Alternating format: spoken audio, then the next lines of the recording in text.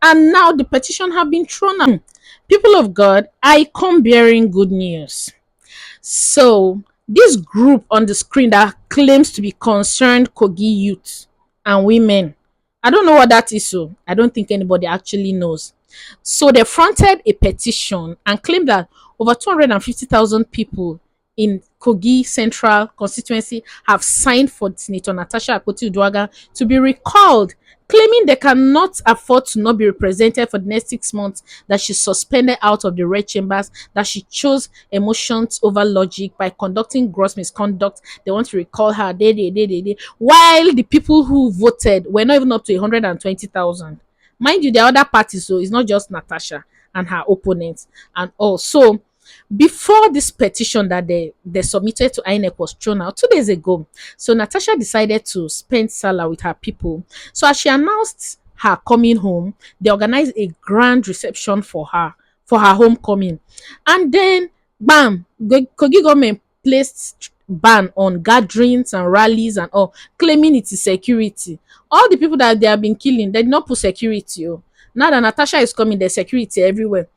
Natasha surprised them by coming using a chopper. She used a chopper, she used a helicopter, and then they were just wowed. Like they didn't see that one coming.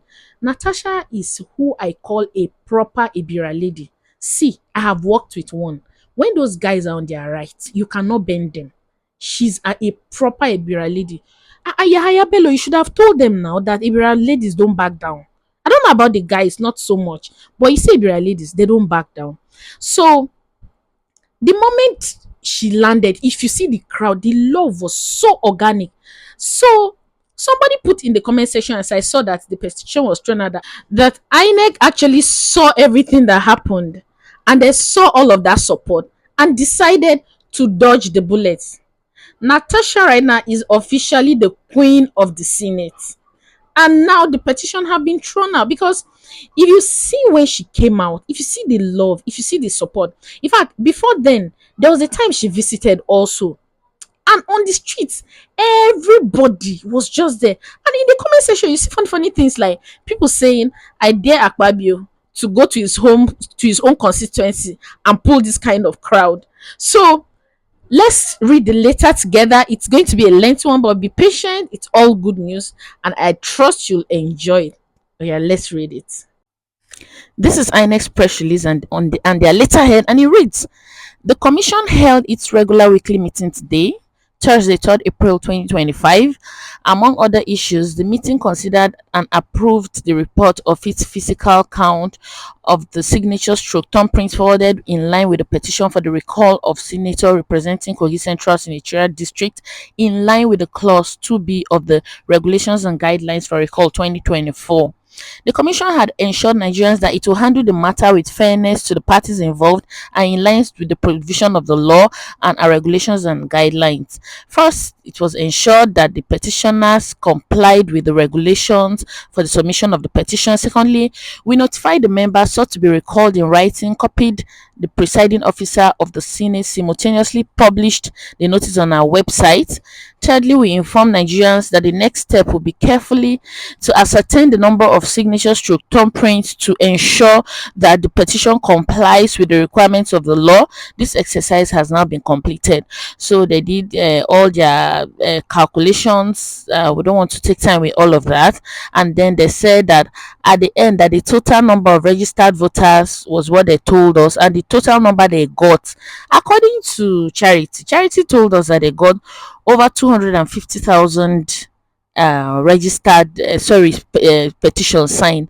And now INEC is telling us that what they got, that was 208,132, which falls short.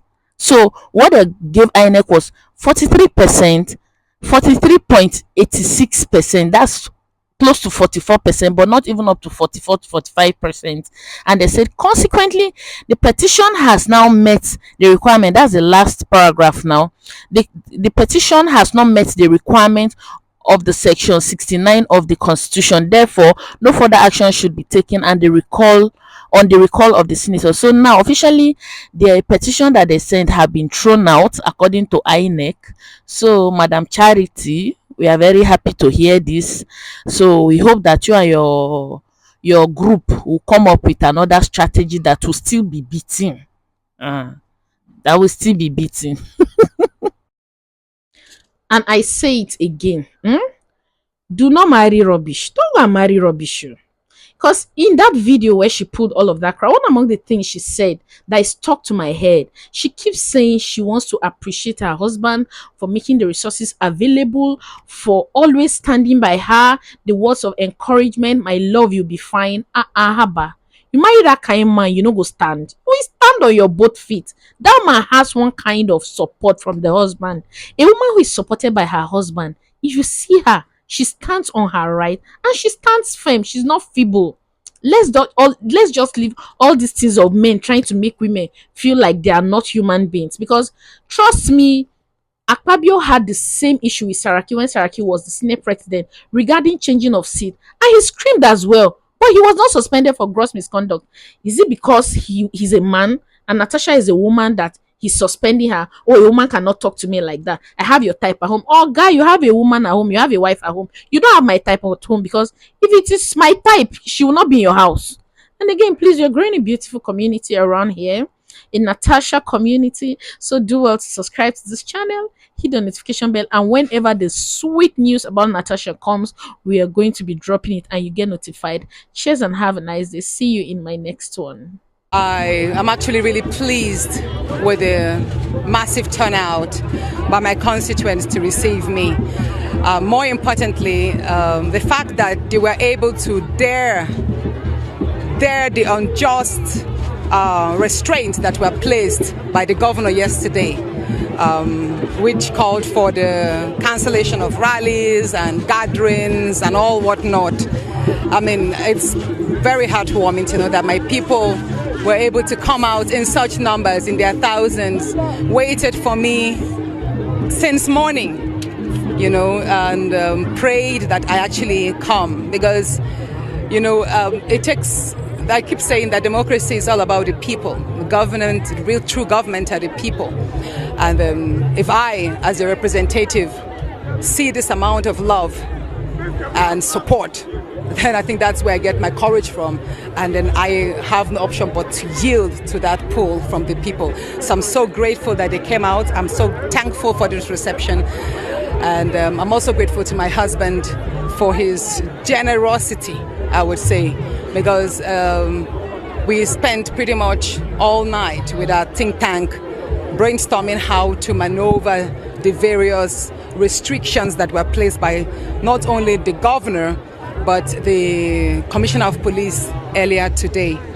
So we took a whole lot to think, okay, we were not to use the waterways because even the fishing activities were suspended today. So that means any movement on the water could be seen as countering the government order. So we had to take away the accessing Kogi Central to the waters, because, you know, would have as well gotten in through Ajakuta local government. And then we thought the roads, we saw the list of all the roads that were going to be barricaded from the east, west, south and north. We knew there was no way we could enter the state. The only option we saw was through air. And then immediately we began to make efforts towards that. So, like I say, it takes a whole lot of resources, courage, support from the people, and God Almighty to have made this possible. And I thank God, because at the end of the day, it just shows that, you know what, against all, people must find the courage to dare unjust situations. That's it. And whatever happens from today, well, I just commit every day to your hands. With regards to what statements I made today, yes, I still insist on my stance that I was sexually harassed by the Senate President, and that the harassment generated into malice, which denied me a lot of my privileges and rights on the floor of the National Assembly, and by extension denied the people of Kogi Central. Each time he denied me a chance to present a concern, was him subjecting them to denial of federal representation, and that's wrong. This is democracy. You can't extend your personal vendetta on one person to the people, and of course, again, I said my suspension is illegal. It's unjust because it contravenes the Nigerian constitution and even the Senate rules that says the senator should be suspended for just 14 days. Why 6 months? Especially when there are a series of court precedents, in Ali Ndume and Omar Agege's cases. You see that the courts have time after time said you cannot suspend a senator that is duly elected. You cannot, and if you have to apply by the Senate rules, then it will be 14 days. And that's, again, for very serious offenses. So when they say that I was suspended, not for the sexual allegation, but for gross misconduct, the question again is, what exactly did Senator Natasha Akpoti-Uduaghan do on the floor of the Senate that amounts to gross misconduct? I didn't fight. I didn't insult anybody. I wasn't violent. So what did I do? I didn't tear anybody's shirt. We've had senators fight. We've had senators slap each other. We've had senators tear clothes, throw things. In short, even the last 2 weeks, you've seen a whole lot of heated debates on the floor. But nobody was suspended. Why? Because I'm a woman? Or why? Because I'm a minority among minority? Because when you talk about the larger tribe, ethnicities there, you have about 20 Yoruba senators, Hausas, you have a lot of them, but I'm the only one there. So why? I'm actually even very disappointed that my senators from Kogi, especially the senator from Kogi West, took it upon himself. He did not even mention the fact that Senator Karimi also cooked up a report trying to label me as if I'm a KGB agent infiltrating the National Assembly to disrupt the 10th Assembly and democracy. So what I did in that was that I took a preemptive measure by writing to the police so that they could invite Senator Karimi to testify or attest to the fact to how he knew about the so-called KGB agent and the